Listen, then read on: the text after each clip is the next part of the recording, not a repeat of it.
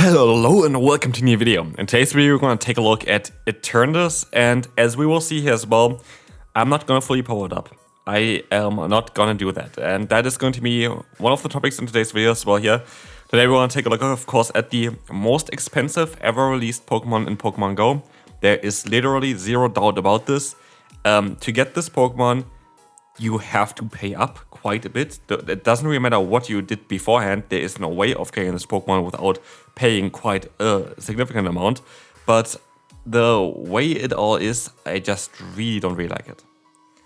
And that being said, I am actually someone who kind of enjoys like those special Pokemon. I don't actually mind even if those are a bit more difficult to get. But there's a bit more difficult and there is way too difficult. And so basically full transparency mood here as well. I loaded up some coins for this event here, of course. I want to showcase the Eternatus for this channel. This is like, of course, at least the benefit that I have here as well. I kind of want to showcase Pokemon mainly for you guys, so you can see on how they are and if it's worth it or not. And basically, I got up to like 20,000 Pokecoins.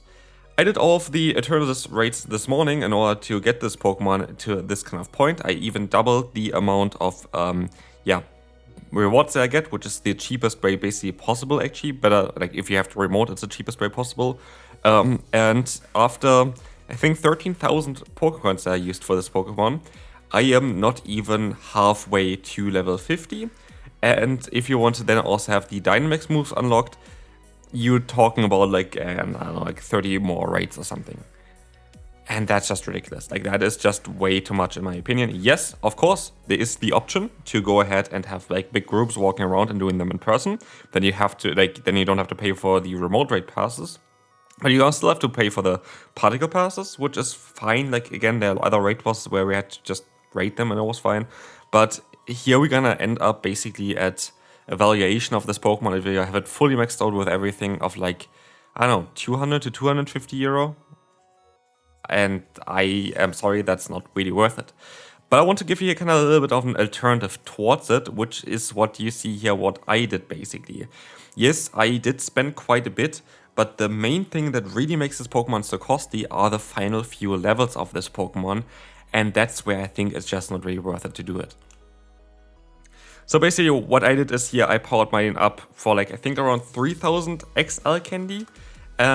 And basically left at that. And now I'm not going to do any raids anymore, but I'm still at a very solid level. I'm like, I think around 150 CP lower than the maximum. And you're still going to have a Pokemon that is quite unique, that is going to be very good in the Master League. It's not going to be, of course, performing the exact same as the perfect variation here that's fully maxed out, absolutely not. But still going to be a very strong Pokemon that's a contender to be one of the best Pokemon for this meta. So I just honestly wouldn't recommend you to go for the full one unless you really want to spend that amount of money, because it is basically like you want to build 3 legendary Pokemon and you want to just raid all of the XL candy for them without going for like any in-person ones. And so, yeah, I don't really know. I honestly don't know. There are some cool boxes in the shop as well that makes it a little bit cheaper for if you like purchase them 3 times, but that's basically the maximum for it. And afterwards, it's just going to be basically the same price that you would pay otherwise as well, and it's just, I don't know. Let me know down below what you think about this topic. Let me know down below what you think about Eternatus.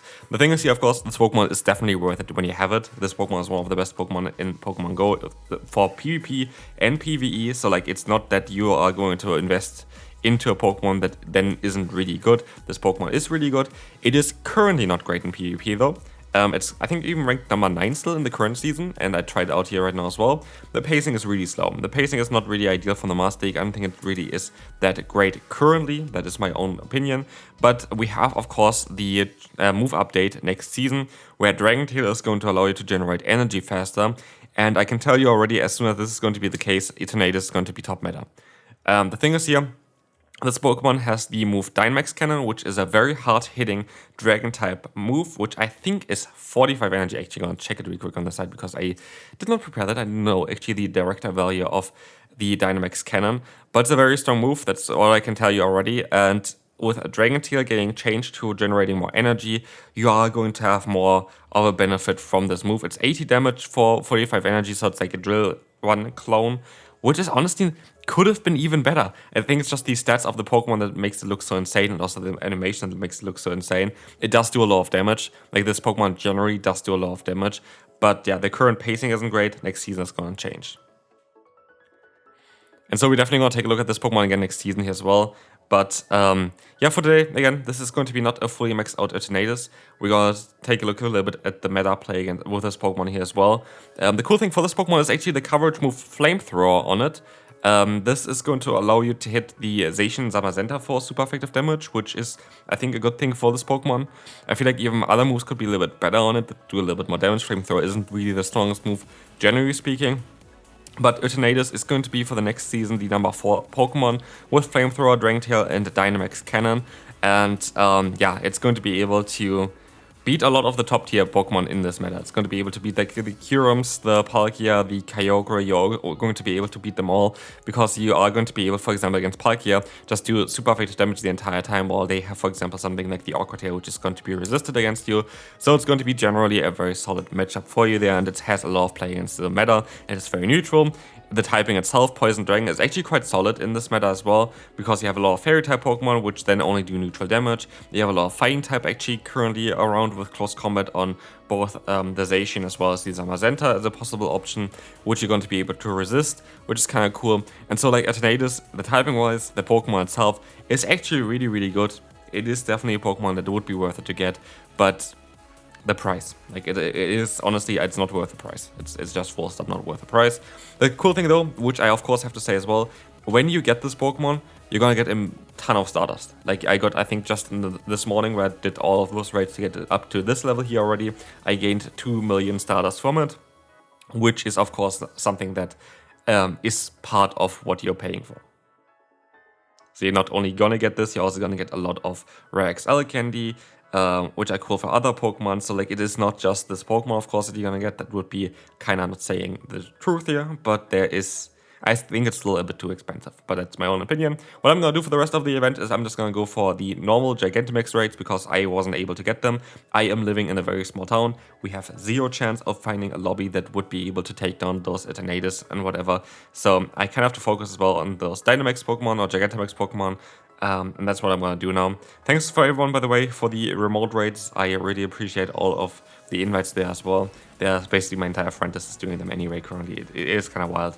But yeah, I am mainly trying to focus on other Pokemon right now and not the Eternatus. But yeah, again, I would really love to hear in the comment section your opinion on it. What do you think about it?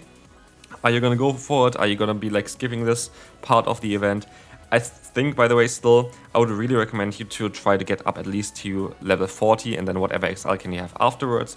So then you're still going to have a very strong Pokemon for Dynamax, for normal raids, and for yeah, PvP. So, like, I think it's still kind of worth it to do some of them, but I don't think it is worth it past the 10,000 normal candy that you need for powering it up. So let's talk a little bit more about the gameplay here. We had now enough talk for it. Again, I would really love to hear your opinion down below, and also leave a like on the video if you want to support this. This was already quite expensive, and I didn't even build it fully. It didn't even build halfway. I mean halfway in terms of level, not halfway in terms of the amount of candies that you need, because it scales up quite significantly. Like, for example, the last level up I think is like 500 for the last 4 of them each. So that's 2,000 for 2 levels in terms of XL candy, and that's either 40 raids or 20 raids with double candies, like double rewards. Yeah, so like for 4 power-ups, 2 levels, that's kind of ridiculous. Anyway, we're going to see the Zamazenta. We're going to be able to go into the hole, and we still have our Eternatus in the back here. We will be able to take any kind of hit from the opponent's Zamazenta, which is going to be alright. The Skull's Comet is coming through. It's going to not do that much damage, and we will see here. Let's see what we're going to see. We're going to see the Zygarde coming back in. That's not going to be too ideal. And in the battles, by the way, itself, I think maybe I would have won one if I had a little bit better, like a higher level on my Eternatus. The rest, I don't think it really mattered. And with it, that's why I think as well, I really am happy with staying at this level here while playing it. I think right now, this Pokemon is not great in PvP. It's going to be very good next season, though. That's what I definitely expect from it. But I'm happy to have it staying at this level here. I don't think I need any more power-ups for this Pokemon itself. Yes, you're going to lose a mirror. Yes, there are going to be a few matchups that you're maybe not going to be able to win with it. But I still think this Pokemon is going to be very good to build to this point, and then still very much usable afterwards as well. It's just, of course, everybody wants to have the perfect Pokemon, which is going to allow you that, but I feel like in this kind of way, it's just not really worth it. Trying to get the good Pokemon there, or the perfect Pokemon here. But as you can see, we are going to be able to go up against that Zygarde. We're going to be able to knock them out. And with that, we're also going to be able to get a draw here, as Ho-Oh is going to knock out Ho-Oh. And this is going to be it for this one. We can move on to the next opponent. So, we are going to see here, yeah, a bit of an awkward lead and a very, very awkward face-up. There's not really a lot that we can do here. And as we say as well, we're going to be able to go for another breaking stab at least, getting a little bit of damage in against the opponent, which is alright. And yeah, we are going to be able to go into our Eternatus here. By the way, my Eternatus is currently at level 46.5. So we are 3.5 levels away, 7 power-ups away from being fully maxed out.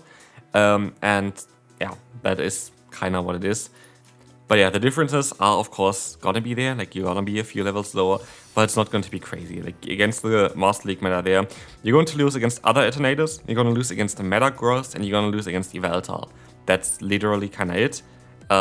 You're going to have generally a few more worse matchups because you're going to have less HP and less defense, of course, but you're still going to be alright. There are going to be a few matchups that you are going to lose if you don't have it fully maxed out. That is for sure the case, and it is going to be way better still if you have a few more level, but it's still not a bad Pokemon at all when you are a little bit lower than what you need to be. So again, everybody has to decide, of course, for their own. I decided like this for me. I think that's kind of a reasonable choice to leave it at this. And yeah, let me know down below on how you find the event generally. I'm actually kind of happy that we're gonna get all the Gigantamax here right now. I have a lot of them that are missing, and a lot of them that I would really like to have a shiny as well. So yeah, here, this team itself, I think this team is going to be very cool next season, by the way, for this Pokemon. But right now, this Pokemon is just a little bit, yeah, lacking something. That's kind of the thing here.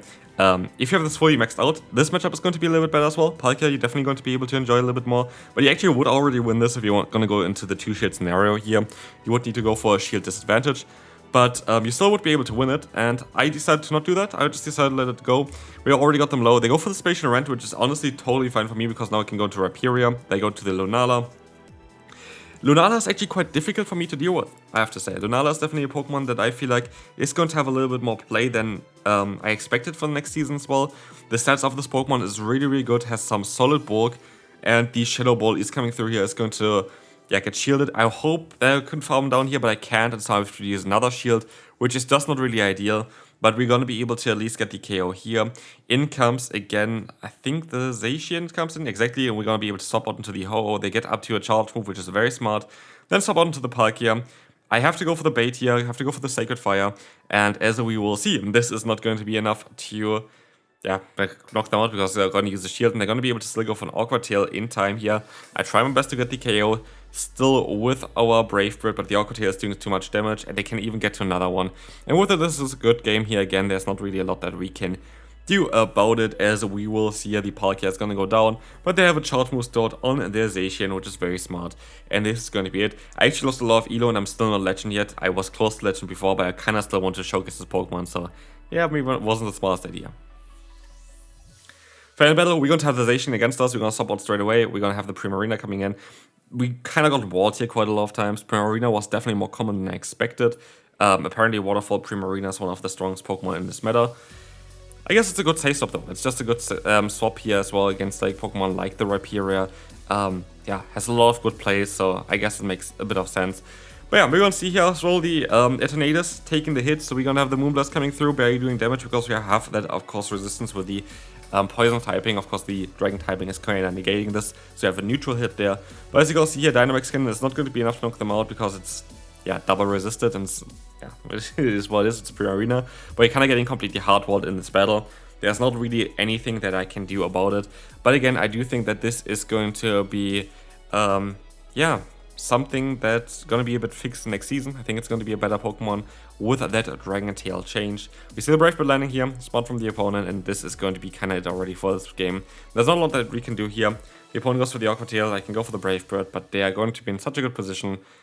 I don't really feel like I was kind of lucky with it, but I do think, again, like Eternatus isn't currently in the meta. It's not really a good Pokemon to use generally. It's not a bad Pokemon either. Like, I wouldn't say it's a bad Pokemon right now to use either. It's just kind of in the middle ground there. But next season, this Pokemon is definitely something worth using. So hopefully you enjoyed this video. Let me know down below, what do you think about the event? What are you doing? I talked about my opinion towards it. I'm open with that kind of stuff. Yeah, I leave it at this. See you then. Bye-bye.